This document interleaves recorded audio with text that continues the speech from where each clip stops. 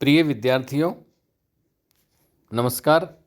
मैं doctor B.R. Shastri, सह आचार्य संस्कृत, बाबू शोभाराम राजकीय कला महाविद्यालय अलवर, आज आपको BA प्रथम वर्ष संस्कृत विषय के प्रथम प्रश्न पत्र के पाठ्यक्रम में स्थित नीति शतकम के श्लोक नंबर 80, 81 और 82 इन 3 श्लोकों का अध्यापन कराऊंगा।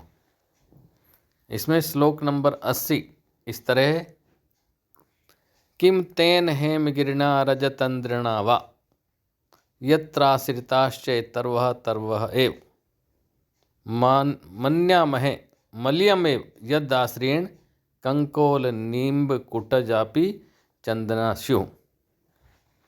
इसमें कहा गया है कि चाहे कोई कितना ही धन संपन्न हो, कितना ही विद्या संपन्न हो, लेकिन यदि उसके रहने से उसके आसपास में स्थित अन्य जीवों का, अन्य लोगों का भला नहीं हुआ तो उससे कोई फ़ायदा नहीं। ऐसे धनवान से या ऐसे विद्वान से कोई फ़ायदा नहीं, निरर्थक है। इसमें उदाहरण दिया है। इसमें कहा गया है कि जैसे किम तेन हेमगिरिणा रजतंद्रिणा वा, कि उस सोने के या चांदी के पर्वत से क्या फ़ायदा। किम तेन मन उससे, हेमगिरिणा सोने के पर्वत से, रजत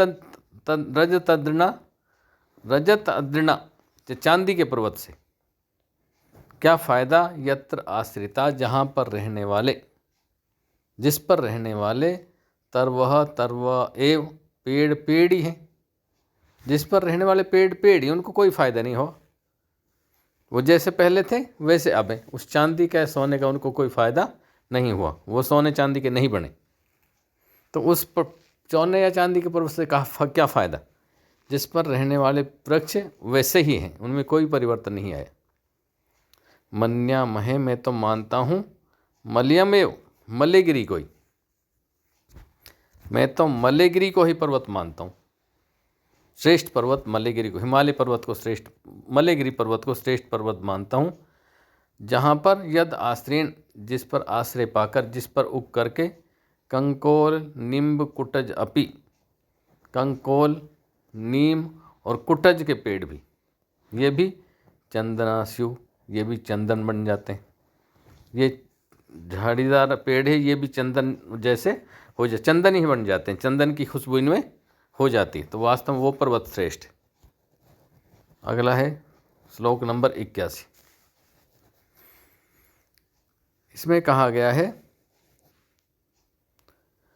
रत्नई माँ अर्हित तुर्षु ने देवा न भेजिरे भीम विषेण भीतम सुधाम विना ने प्रतिविरामम ने निश्चित अर्था विरमंती धीरा। इसमें कहा गया है, जो धैर्यशाली व्यक्ति होते हैं, धैर्यशाली व्यक्ति जिस लक्ष्य को लेकर चलते हैं उस लक्ष्य को पाकर ही रहते हैं। बीच में चाहे उनको छोटा मोटा कितना ही लालच मिले, उस लालच में आकर उस अपने लक्ष्य को नहीं छोड़ते, वो तो लक्ष्य पाकर ही रहते हैं। जैसे इसमें उदाहरण दिया है कि जब समुद्र मंथन किया था देवताओं ने, राक्षसों ने, लेकिन देवताओं ने जब किया तो उसमें अनेक रत्न निकले, कई रत्न निकले। जैसे ऐरावत हाथी निकला, उसमें मदरा भी निकली, उसमें महावर निकला, उसमें लक्ष्मी निकली और कई अन्य रत्न भी उसमें निकले। लेकिन उनको पाकर के वो संतुष्ट नहीं हुए, देवता उसको संतुष्ट नहीं हुए, क्योंकि देवताओं ने अमृत मंथन किया था। तो किसके लिए किया था? अमृत पाने के लिए। देवताओं ने अमृत पाने के लिए समुद्र मंथन किया था, और जब तक समुद्र मंथन करते रहे जब तक कि अमृत प्राप्त नहीं हुआ। उससे पहले उनको अनेक लक्ष्मी मिली, देवदारू वृक्ष मिला, कल्पलता मिली, उसमें निकली, उसमें सुराबी निकली, उसमें मेहंदी निकली, महावर निकला।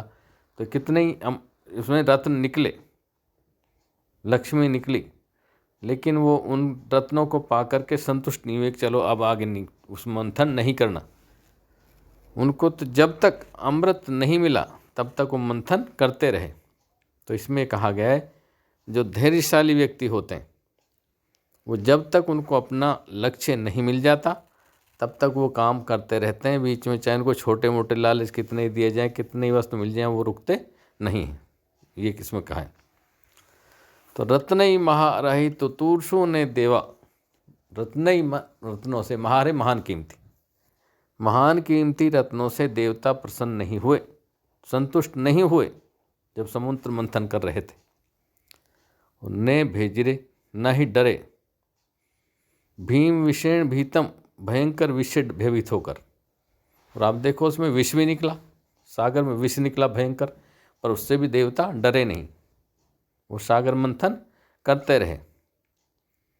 सुधाम विना ने पृथ्वीरामम, और वो तो सुधा मन अमृत के बिना रुके नहीं। जब तक अमृत नहीं निकला तब तक सागर मंथन करते रहे। तो इससे न निश्चित अर्थम विरमंती धीरा। तो धैर्यशाली व्यक्ति होते हैं जो निश्चित अर्थ को प्राप्त किए बिना नहीं रुकते हैं, इसलिए देवता उसमें लगे रहे, मेहनत करते रहे, उसको प्राप्त करके ही रहे अमृत को। ये इसमें कहा है।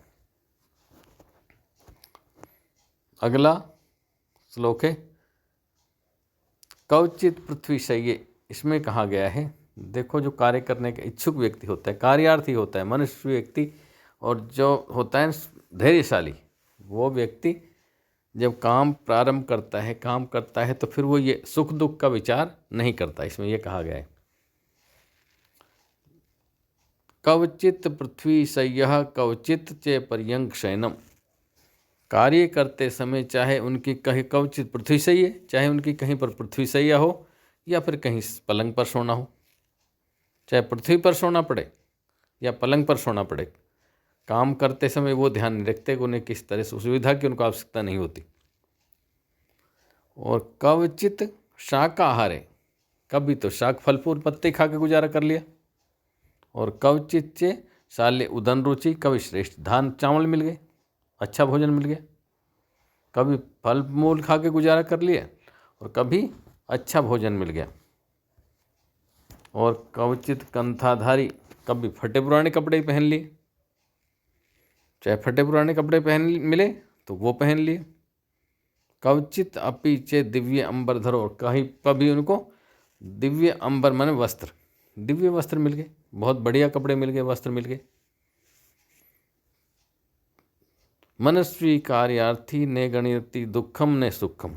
तो वास्तव में मनस्वी, मननशील व्यक्ति, चिंतनशील व्यक्ति, मेहनती व्यक्ति, कार्य करने का इच्छुक व्यक्ति कभी भी सुख और दुख को नहीं गिनता है। वो ये नहीं देखता कि सुख मिले दुख में, वो तो अपना कार्य पूरा करके ही रहता है।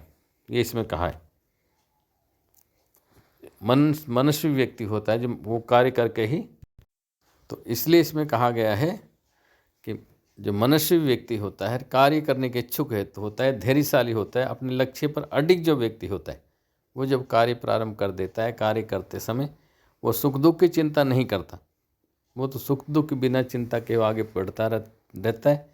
चाहे उसे फटे पुराने कपड़े पहनने पड़े या बढ़िया कपड़े मिल जाएं या फल फूल खाकर गुजारा करने पड़े या फिर अच्छा भोजन मिल जाए, जैसा मिल गया, लेकिन अपना कार्य नहीं छोड़ते, कार्य वो करते ही रहते हैं, कार्य पूरा करके दम लेते हैं, चाहे उसमें सुख हो या फिर चाहे दुख हो, इसकी वो चिंता नहीं करते।